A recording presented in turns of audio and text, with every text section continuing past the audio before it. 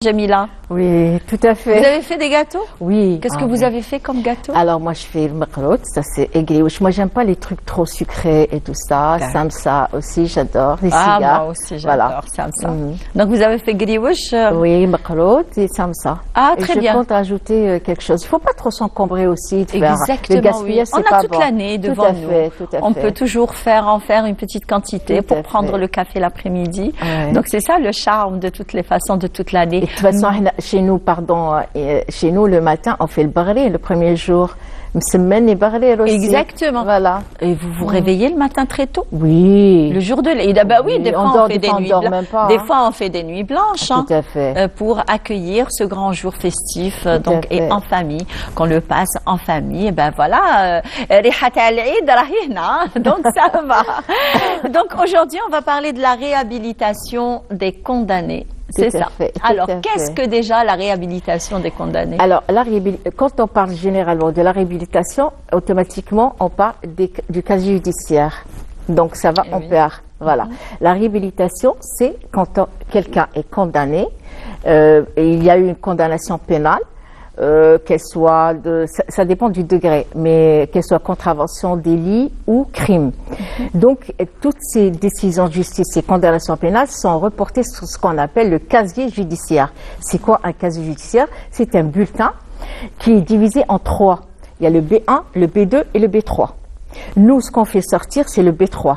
Mais le B1 et le B2 restent au niveau des magistrats, des administrations. Donc, c'est-à-dire si on a besoin d'une enquête, par exemple, c'est-à-dire il demande le B2. Et il y a le B1 qui reste centralisé et tout ça. Donc là, quand quelqu'un est condamné, après un certain délai, il peut demander une réhabilitation. C'est quoi une réhabilitation? C'est effacer ces condamnations de son casier judiciaire qui va devenir vierge à l'avenir et qui va éviter ces condamnations ne représenteront plus des obstacles pour son insertion sociale, économique, professionnelle et tout. Et oui, ça la réhabilitation. Peut être quand même un obstacle justement pour qu'il puisse reprendre sa vie, sa vie normale. C'est pas évident parce que ça reste le casier judiciaire, c'est comme ça, voilà.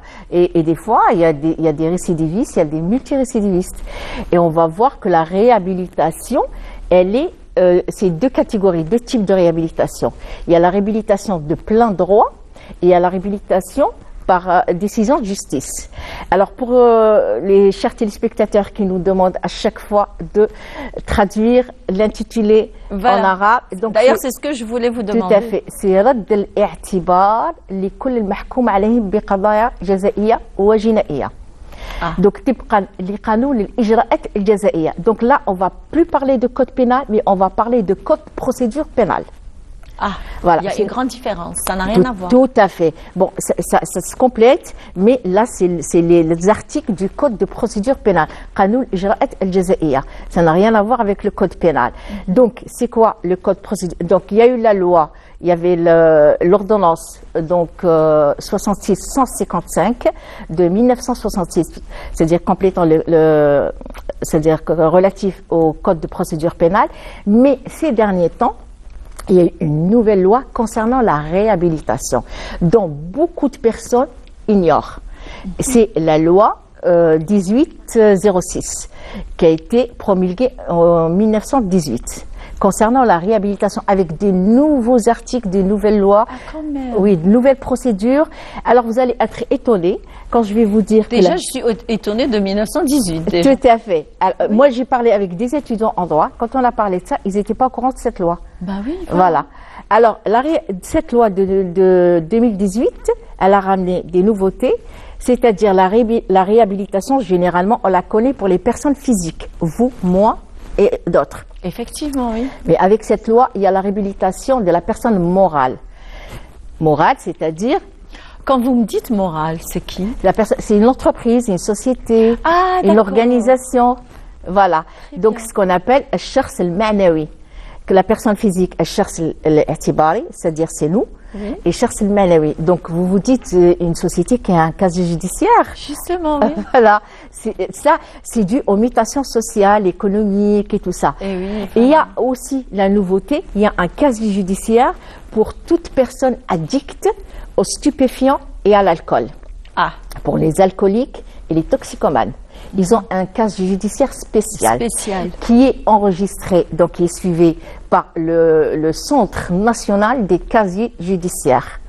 Le Markaz al-Watani al-Qadaiya. Alors, et il y a aussi un casier judiciaire pour les infractions routières. Ah, ça aussi? Oui. Heureusement que j'en ai pas. Heureusement que je n'en ai pas. Voilà. Donc les gens pensent. C'est Marani Slikt Minha, comme on dit. Tout à fait. Mais il faut faire attention. Heureusement que vous êtes en train de nous renseigner sur ça. Alors, comme ça, on va faire vraiment très attention. Hein. Pour les personnes qui pensent, c'est-à-dire qui ont des infractions, qui font l'objet d'infractions routières, qui pensent qu'ils vont s'en sortir comme ça, non. Ils vont avoir un cas. Alors, les garçons, vous savez qu'est-ce qu'il faut faire? Il faut vraiment respecter le code de la route, hein. Voilà. Donc, on revient, donc, suite à la loi de 2018, il y a deux types de réhabilitation des condamnés. Il y a la première, on va commencer par la première, c'est la réhabilitation de plein droit. Donc, ensuite, il y a la réhabilitation par décision de justice. Donc, on va commencer par la réhabilitation de plein droit. Oui. Voilà, donc ça c'est un sujet très intéressant. Très intéressant, oui. Et beaucoup de gens ignorent. Alors il y a des gens qui sont là, ils vont se dire, ils vont bouger. Hein, franchement, moi j'ignorais tout oui, cela. Oui, oui, je vous ai dit, des étudiants en droit ignoraient cette loi. Quand même, c'est désolant, hein, oui, voilà, oui, de le dire. Voilà, donc cette loi. Alors commençons par la réhabilitation de plein droit.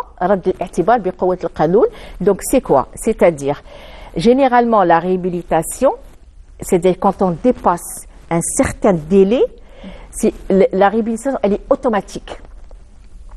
C'est-à-dire vous n'avez pas besoin d'aller devant un tribunal, déposer une requête auprès du procureur de la République,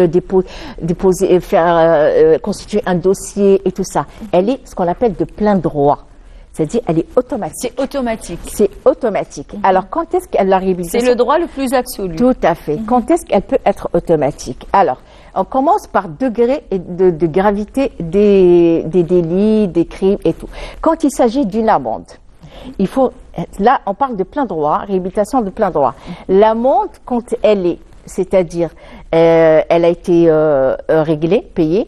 Alors, il y a une différence, les gens confondent entre amende et dommages et intérêts. Ah, c'est pas pareil. Pas pareil. L'amende, c'est pour l'État, on la règle au niveau du trésor public, et le dommage et intérêt, c'est pour la victime ou la partie civile, et elle est réglée par le biais d'un huissier de justice. Effectivement. Voilà. Donc l'amende, elle est réglée au niveau du trésor public. S'il y a des dommages et intérêts, donc quand c'est réglé, c'est-à-dire ils ont réglé les dommages et intérêts et tout ça par biais de huissier de justice et tout ça. Donc quand ça dépasse, quand c'est une condamnation d'une année, pas plus d'une année. Donc il faut attendre quand elle devient une réhabilitation automatique après 6 ans. D'accord. 6 ans, elle est automatique. Ça saute, la condamnation saute du casier judiciaire. Saute du casier judiciaire. Voilà. Donc, on aura un casier judiciaire automatiquement vierge. Mais il faut attendre 6 ans. Quand c'est une condamnation qui ne dépasse pas une année, une peine de prison d'une année. Ah d'accord, donc ça dépasse et ça va jusqu'à 6 ans. On doit attendre jusqu'à 6 ans. Oui. Après 6 ans, la condamnation saute. Donc, attendez. Alors, la condamnation d'une année, vous avez dit. Quand la condamnation de sur n'importe quel délit? Bon, il y a certaines. Bon, la loi n'est pas très claire. C'est ce qu'on a. Personnellement, moi, j'ai fait une critique de cette loi de 2018. Elle est trop ambiguë et elle est un peu confuse.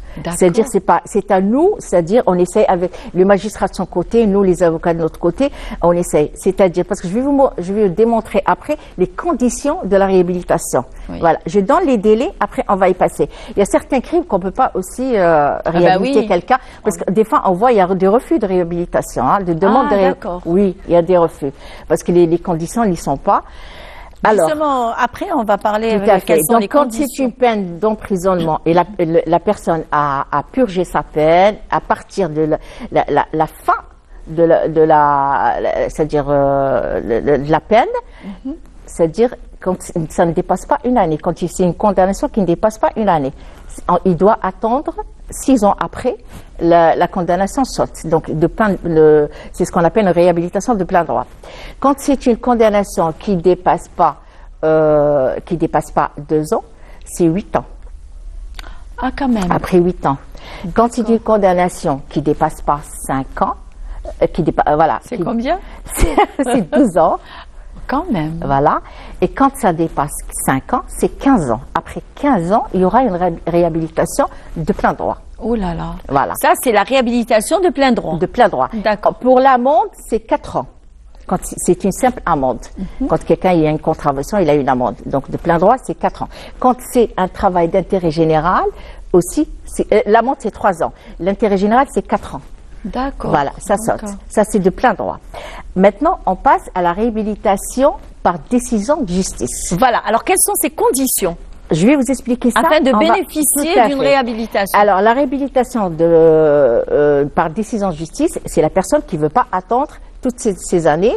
Elle veut juste après avoir c'est-à-dire terminé sa peine, sa peine de prison ferme ou de sursis, elle veut faire une demande de réhabilitation. Quand c'est un crime, c'est-à-dire 5 ans. Après, quand c'est une condamnation de crime. Hein, même le crime, même ceux qui ont commis des crimes, ils peuvent bénéficier d'une réhabilitation. Mais avec des conditions. D'accord. Avec des conditions. C'est 5 ans après la fin de la condamnation. Et oui, ça dépend le crime, comment il est. Tout à fait. C'est 5 ans après la fin de la condamnation. Par exemple, s'il a eu 15 ans, une fois qu'il termine, il purge ses 15 ans en prison, il sort, il attend 5 ans, il dépose une demande de réhabilitation. D'accord. Voilà. Quand c'est un délit, parce que les crimes, c'est par degré. On commence par la contravention, le délit et le crime. Attendez, une contravention, c'est un crime? Oui. Il est considéré, oui. Ben voilà. Mais de moindre gravité. Oui. C'est-à-dire, alors, la contravention, c'est le code pénal. Et oui. Voilà. Donc, c'est pour ça que je vous ai dit, même les contraventions routières et tout ça, tout est porté sur le casier judiciaire. Oui. Une amende de 20 000 dinars, elle est portée sur le casier judiciaire. Ouh là là. Voilà. Donc, il faut faire très attention. Même quand on nous met un sabot et on va payer... C'est 5 000 dinars. Donc, alors, il faut faire très attention. Alors là, quand c'est une contravention, là, c'est la réhabilitation par décision de justice. Oui. Quand c'est une contravention, c'est 1 année. Quand c'est un délit, c'est 3 ans après la fin de la condamnation. Quand c'est un crime, c'est 5 ans. Donc, il faut marquer chez vous, chers amis téléspectateurs, il faut mettre au moins, noter tout cela pour que vous puissiez au moins un jour, vous allez connaître un petit peu vos droits d'une certaine façon. Tout à fait. Voilà. Alors, les conditions, c'est-à-dire voilà, qui a quelles droit. sont les conditions? Voilà. Donc, la personne, une fois qu'elle purge sa peine, elle fait une demande au procureur de la République quand il s'agit de contravention et de délit. Le crime, c'est devant la chambre d'accusation. Je vais l'expliquer. Donc, il fait une demande au procureur de la République. Il doit d'abord payer l'amende, payer, dédommager la partie civile ou la victime, ramener les reçus, et faire une demande au procureur de la République, mentionner la date de la condamnation, son lieu de résidence. Si je reviens là pour le lieu de résidence, si quelqu'un vit à l'étranger, pour nos expatriés qui ont commis des délits ou des crimes ici en Algérie, c'est-à-dire ils sont repartis à l'étranger, ils veulent faire une demande de réhabilitation par décision de justice ou par plein droit, c'est automatique. Alors qu'est-ce qu'ils font? Ils mentionnent leur lieu de résidence actuel ou le dernier lieu de résidence en Algérie ou le lieu de résidence où du tribunal où la condamnation a été prononcée. Voilà. Donc, il faut tout mentionner. Alors, il faut donc automatiquement le procureur de la République, après avis du juge d'application des peines, le procureur général, il va faire une réquisition, il va demander une enquête aux agents de la Sûreté nationale ou la gendarmerie nationale ou les services externes de l'administration pénitentiaire qui sont de la réinsertion sociale. Il demande une enquête de moralité sur cette personne, détaillée. Voilà, détaillé. C'est difficile, hein? Oui, chez nous là, par rapport, parce que moi je fais du droit comparé par rapport aux autres pays, déjà les délais, mais moi je suis d'accord, parce qu'on peut pas réhabiliter quelqu'un comme ça. Exactement, on peut pas le réhabiliter comme ça. Il faut qu'il le mérite d'abord. Effectivement, oui. Il faut qu'il ait. Parce que là, il a été condamné pour quelque chose. Tout à fait. Et donc, il a failli à quelque chose. Alors, il a une enquête de moralité. Il faut qu'il ait un poste, une situation stable, professionnelle, un lieu de résidence stable, une bonne moralité. S'il n'a pas commis d'autres délits ou crimes, ils vont faire une autre enquête et tout ça. Donc, si tout va bien, si c'est quelqu'un, il est bien installé, il a une famille, il s'est bien intégré à la société et tout ça, donc automatiquement la réhabilitation elle est accordée. Mais il y a des délais où il y a des cas plutôt où la demande de réhabilitation est refusée. Donc, si on voit là, que la personne, l'enquête de moralité revient négative.